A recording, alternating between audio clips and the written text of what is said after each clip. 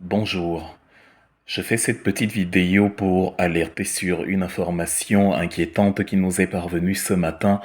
Le porte-parole de Maurice Kamto, Olivier Bibo Nissak, est très malade en prison actuellement. Bibo Nissak a été arrêté en 2020 par les hommes de Paul Biya sous la conduite d'Atanganji et des autres malfrats de l'administration qui conduisent les sales besognes de ce régime cannibale.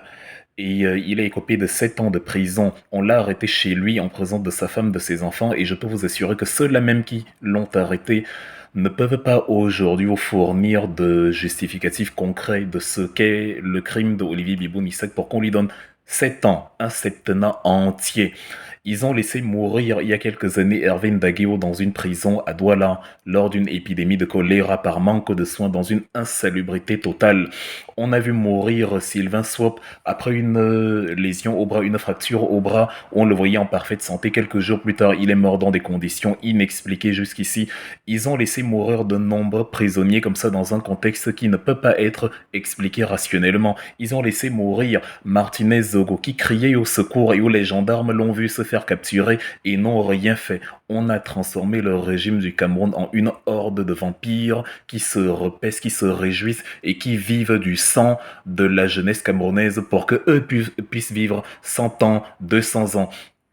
Olivier Bibo-Nissak actuellement, et ce n'est pas la première fois, ça fait depuis quelques mois déjà qu'on nous annonce que son état de santé n'est pas optimal, et voilà un père de famille qui venait à peine de se marier, dont les enfants sont à peine en train de grandir, qu'on essaye d'arracher à la vie comme ça pour des motifs qui ne peuvent pas eux-mêmes décrire de façon convaincante.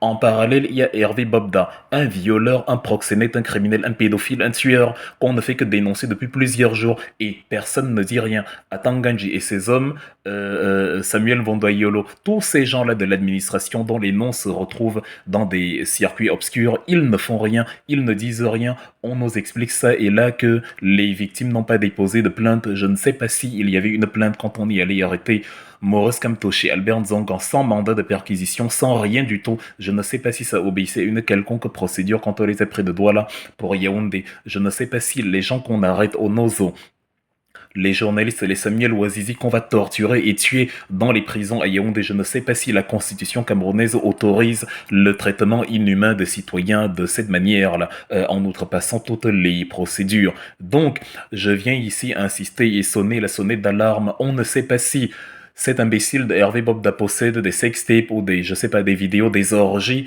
de ces membres de l'administration là qui font qu'ils ont du mal à l'arrêter, mais en tout cas, voilà qui met en exergue encore ce qu'on vous dit depuis la nuit des temps. Le régime de Paul Biya est un régime de voyous, de tueurs, d'assassins, qui aime quand les opposants meurent, qui protège les criminels, les tueurs, les proxénètes, les pédophiles, des animaux qui violent, qui sodomisent des petits garçons, des petites filles, et on vous explique après que non, il n'y a pas de preuves, non, il n'y a rien, et on vous explique parfois au commissariat quand vous allez porter plainte qu'en fait, il y a des gens haut placés, où les gendarmes eux-mêmes vous disent que oui, on est d'accord que c'est un criminel, mais il y a des gens haut placés qui le protègent exactement comme ceux qui ont protégé Amogo Bellinga, où il a fallu insister pendant des semaines pour qu'on l'arrête après qu'il ait assassiné Martinez Zogo, exactement comme ils ont essayé de libérer le même Amogo Bellinga et Maxime Ekweko, en corrompant le juge Sikati Danwo pour justement écrire un papier, un torchon selon lequel il n'y a pas de charge retenue contre eux, il n'y a pas de preuve de ce qu'ils ont fait, et blablabla. Quand vous êtes opposant politique,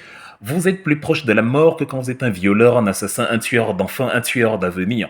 Bon, les Camerounais savent maintenant que pour vivre longtemps, pour être aimés de ce régime, ils doivent organiser des orgies avec des mineurs, des séances de pédophilie, de sodomie, et de ce genre de pratique, là, il n'y a pas de souci. C'est pour ça que Hervé Bobda, depuis plusieurs jours, est chez lui, tranquille. Il nargue les Camerounais, il boit du champagne. Olivier Bibo-Nissak, actuellement, ne va pas bien. Et nous n'allons pas attendre qu'un Camerounais meure pour que le bis repetita de ce qui est arrivé à Sylvain Swop, à Rodrigue Dagueo, à Samuel Ouazizi, à Martinez Zogo se répète encore. Nous allons sauver les Camerounais quand ils sont encore en vie. Je témoigne ici, de la même façon que Rémi avait écrit à l'époque où Martinez Zogo allait se faire arrêter par les hommes de Bellinga et les éléments de la DGR, de la même manière qu'il avait averti, qu'il avait dit, il faut protéger Martinez Zogo parce que voici ce qu'ils ont prévu de lui faire. Je dis ici, il faut faut sortir Olivier Biboun-Issac de là. Il a besoin d'un traitement, il a besoin de vivre, il a besoin de soins. Ses enfants, sa femme, sa famille